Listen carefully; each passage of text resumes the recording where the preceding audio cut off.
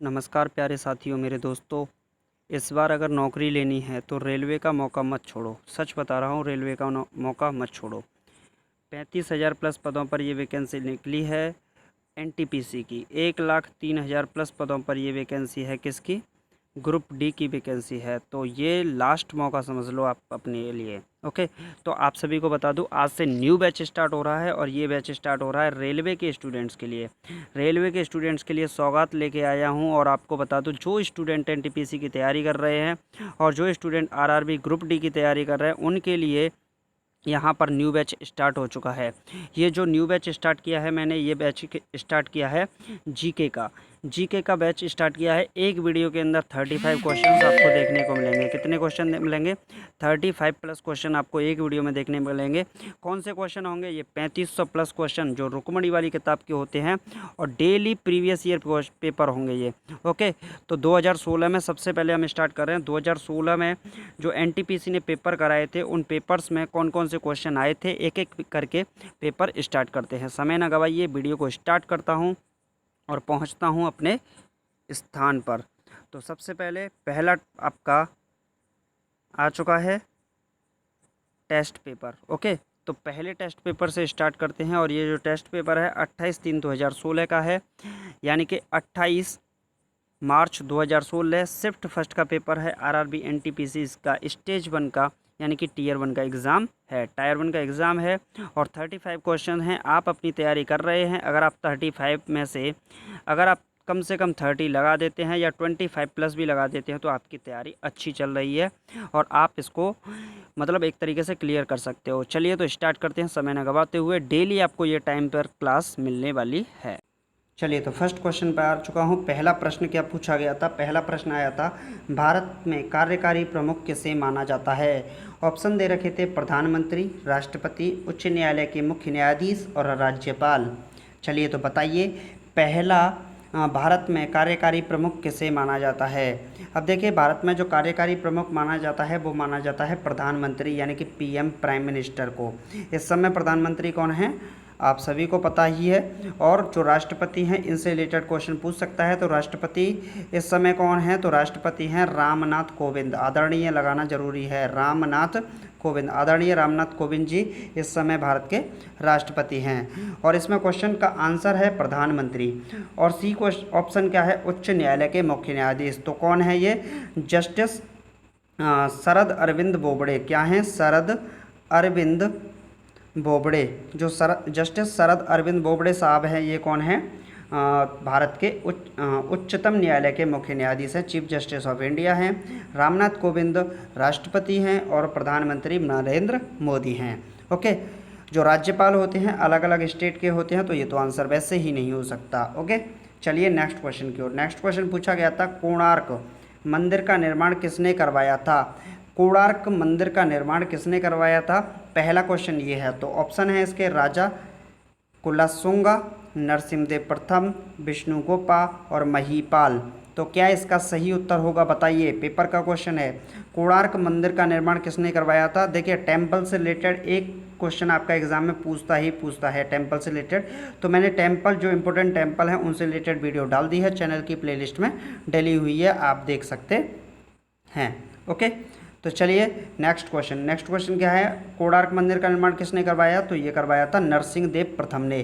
किसने करवाया था? नरसिंहदेव प्रथम ने कोणार्क मंदिर का निर्माण करवाया था।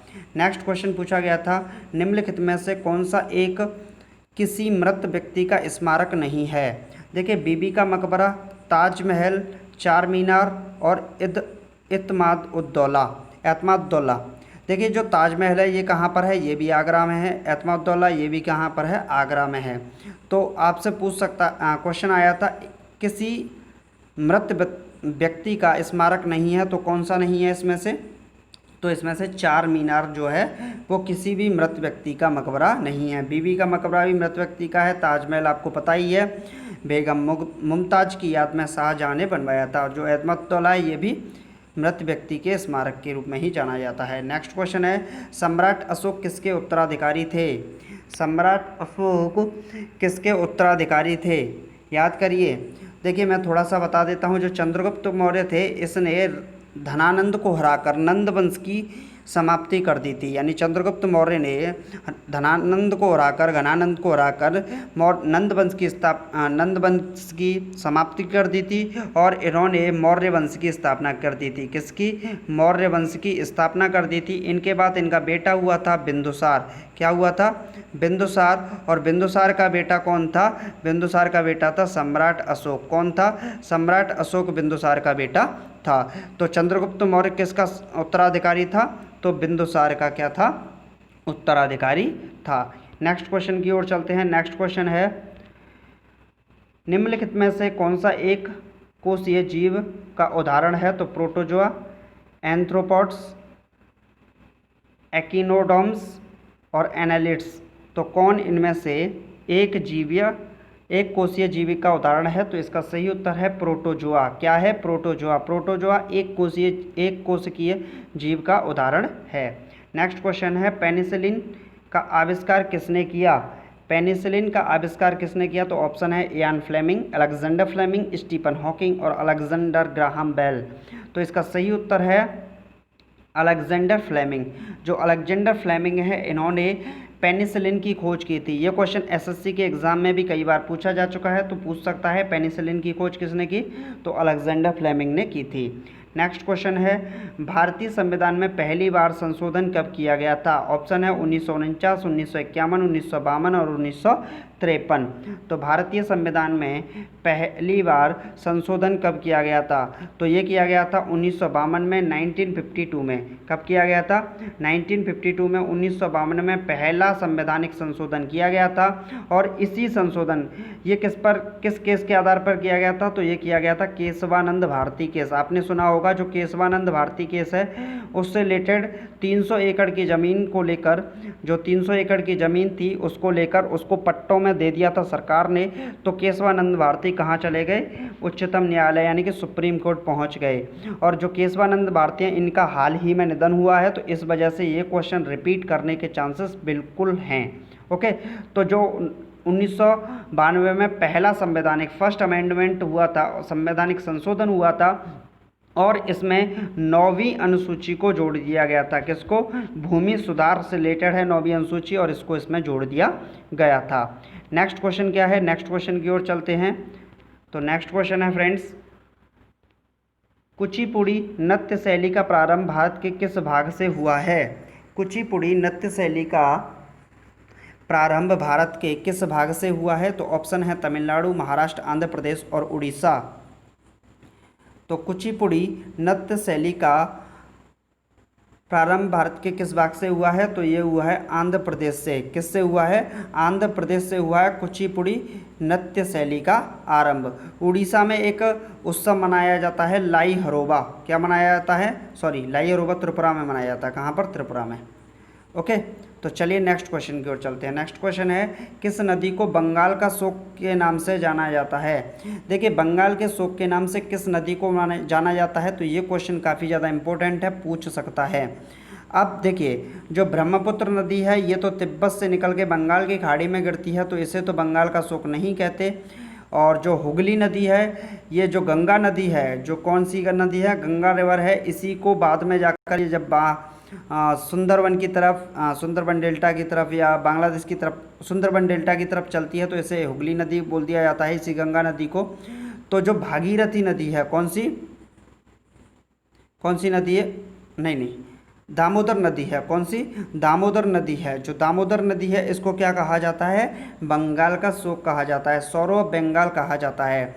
ओके, तो जो दामोदर नदी है, ये जो भागीरथी नदी है, ये तो गंगा नदी के नाम पड़ने से पहले ही ऊपर से आ जाती है।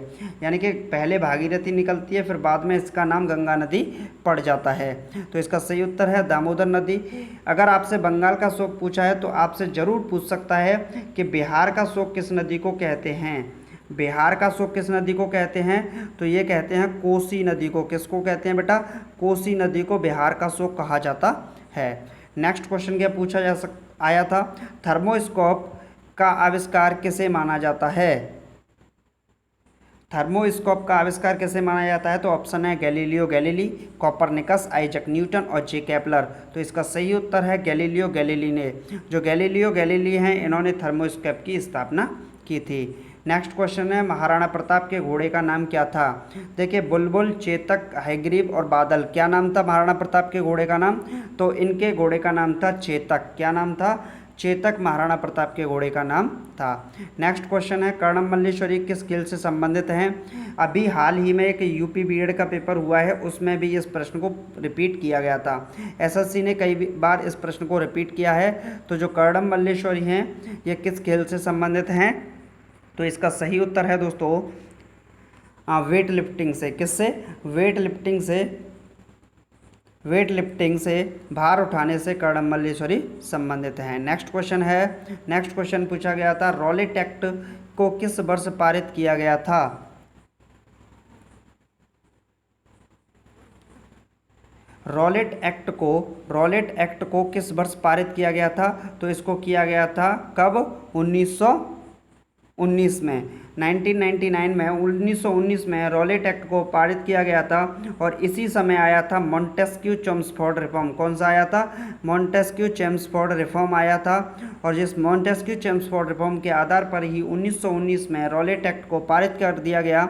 और इस रॉलेट एक्ट का मतलब था नो अपील, नो वकील, नो दलील, यानी कि ना आप वकील कर सकते हो, ना आप दलील दे सकते हो, ना ही आप वकील कर सकते हो। नो अपील, नो वकील, नो दलील दे सकते हो। तो यही रॉलेट एक्ट था, 1919 में ये आया था। नेक्स्ट क्वेश्चन क्या पूछा है? देखिए ये जो रॉलेट एक्ट है 1919 में जब ये आया था, इसी में एक समिति की स्थापना की गई थी जिस समिति का नाम है पीएसी। क्या है? पीएसी। इसका फुल फॉर्म होता है पब्लिक अकाउंट कमेटी। क्या होता है? पब्लिक अकाउंट कमेटी, लोक लेखा समिति। क्या होती है? लोक लेखा समिति की स्थापना 1919 को ही हुई थी और रॉलेट एक्ट के अधिनियम के आधार पर ही हुई थी।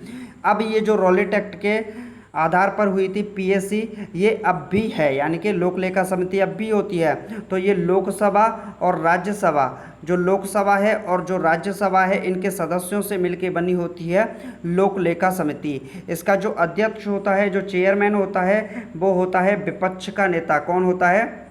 विपक्ष का नेता होता है इसका अध्यक्ष। इस समय विपक्ष के नेता कौन है? तो अधीर रंजन चौधरी। कौन है? अधीर रंजन चौधरी। जो अधीर रंजन चौधरी हैं ये विपक्ष के नेता हैं और ये लोक लेखा समिति के अध्यक्ष हैं। और जो लोक लेखा समिति है इसमें 15 सदस्य लोकसभा से होते हैं और 7 सदस्य राज्यसभा से होते हैं। किससे? राज्यसभा से। टोटल मिलके इसमें 22 सदस्य होते हैं। ओके, तो क्वेश्चन इंपॉर्टेंट है, रिपीट करेगा। नेक्स्ट क्वेश्चन है हमारे चंद्रमा का चक्कर लगाने वाला पहला उपग्रह कौन सा था। चंद्रमा का चक्कर लगाने वाला पहला उपग्रह कौन था? तो ये था लूना 10। कौन था? लूना 10 पहला उपग्रह था। चलिए नेक्स्ट क्वेश्चन की ओर चलते हैं। नेक्स्ट क्वेश्चन, ये सभी के सभी क्वेश्चन एनटीपीसी के पेपर में पूछे गए हैं। आपकी इच्छा, करिए मत करिए आप जाने, मुझे कोई मतलब नहीं। अगर आप करेंगे तो आपका सिलेक्शन होगा, नहीं करेंगे तो आपका घाटा होगा। नेक्स्ट है किस बॉक्सर को द रियल डील उपनाम से जाना जाता है। ऑप्शन है माइका टायसन, मोहम्मद अली, एवांडर हॉलीफील्ड और जॉ लुइस। तो किस बॉक्सर को द रियल डील के नाम से जाना जाता है? तो इसका सही उत्तर है एवांडर हॉलीफील्ड। जो एवांडर हॉलीफील्ड है इनको द रियल डील के नाम से जाना जाता है। ये इंपॉर्टेंट क्वेश्चन इस समय नहीं है क्योंकि उस समय का ये करंट का क्वेश्चन बन रहा था। नेक्स्ट क्वेश्चन पूछा गया था कौन सी 2 टीमों ने पहला आधिकारिक अंतर्राष्ट्रीय क्रिकेट मैच खेला। यानी कि सबसे पहला आधिकारिक अंतर्राष्ट्रीय क्रिकेट मैच किस किस टीम के बीच में हुआ था। First international officially cricket match play between which countries. तो पहला आधिकारिक अंतर्राष्ट्रीय क्रिकेट मैच किन टीमों के बीच में खेला गया था। तो ये खेला गया था फ्रेंड्स, आपको विश्वास नहीं होगा, संयुक्त राज्य अमेरिका और कनाडा के बीच में। किसके बीच में हुआ था? जो पहला संयुक्त राज्य अमेरिका और कनाडा के बीच में यह हुआ था। नेक्स्ट क्वेश्चन है पाकिस्तान में थार रेगिस्तान से जुड़े रेगिस्तान को क्या कहा जाता है। पाकिस्तान में थार रेगिस्तान से जुड़े रेगिस्तान को क्या कहा जाता है। तो इसका सही उत्तर है चोलिस्तान कहा जाता है। पाकिस्तान में जो थार रेगिस्तान है इसको क्या कहा जाता है? चोलिस्तान कहा जाता है। नेक्स्ट क्वेश्चन पूछा गया था, अब आ ही गया है रेगिस्तान तो थोड़ा सा बता ही देता हूँ। देखिए चीन जो है, इस चीन में दो रेगिस्तान है। किसमें? चीन में दो रेगिस्तान है। कौन सा? एक है रेगिस्तान, कौन कौन से रेगिस्तान हैं? दो रेगिस्तान हैं। एक तो गोबी का मरुस्थल है चीन में,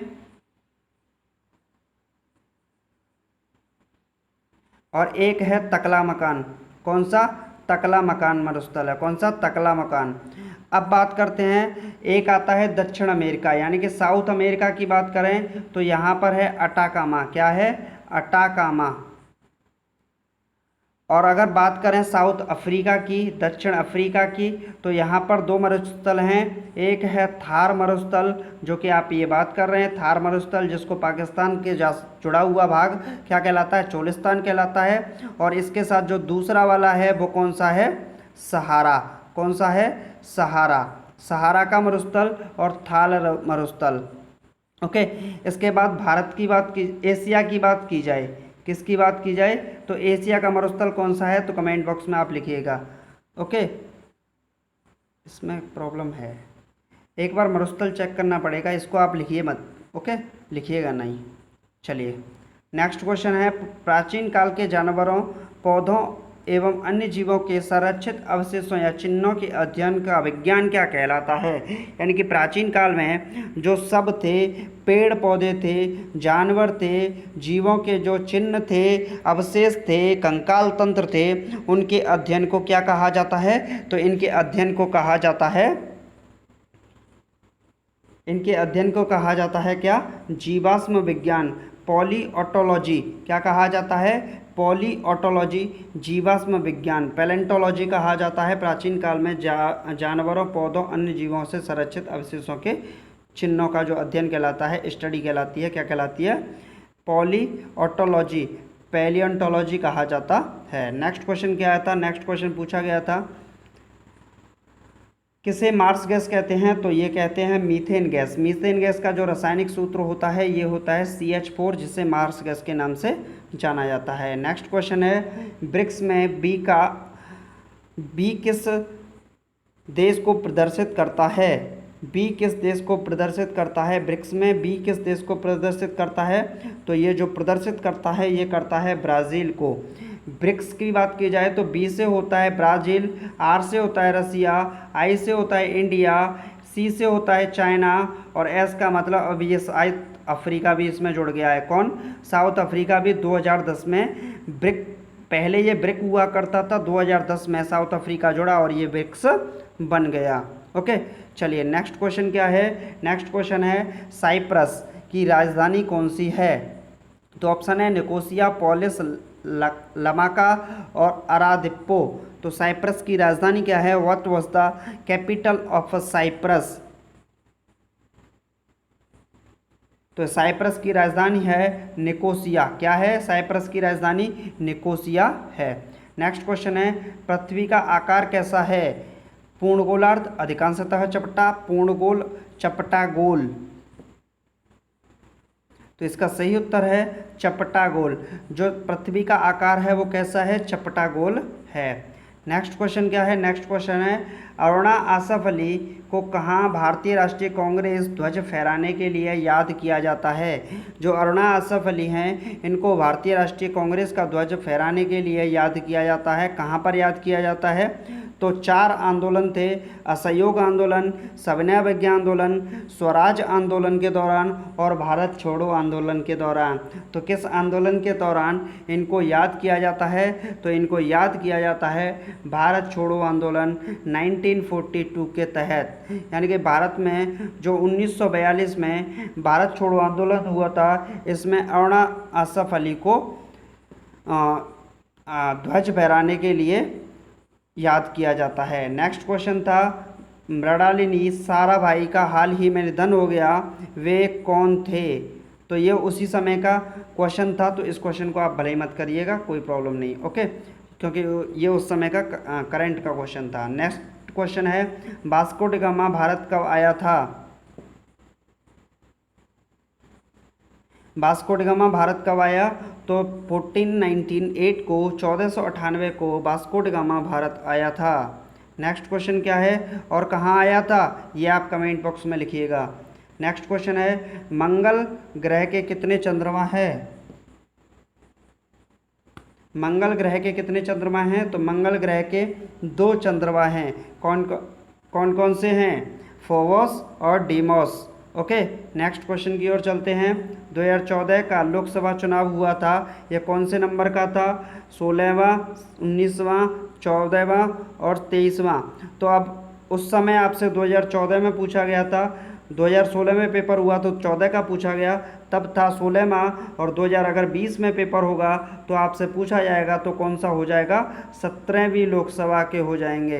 किसका? 17वीं लोकसभा।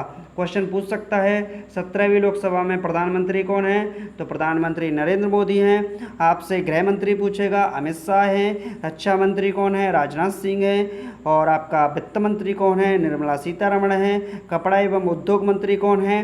तो कौन है? अमेठी से किसको हराया था? राहुल गांधी को लाया था। किसने हराया था? स्मृति ईरानी ने हराया था। श्रम एवं रोजगार मंत्रालय के कौन है? तो संतोष गंगवार हैं। आपसे पूछ सकता है शिक्षा नीति ये आई है, शिक्षा मंत्रालय कौन है? तो रमेश पोखरियाल हैं शिक्षा मंत्री। तो ये क्वेश्चन आपसे पूछ सकता है। ओके, नेक्स्ट क्वेश्चन क्या है? नेक्स्ट क्वेश्चन है दाम्बुला।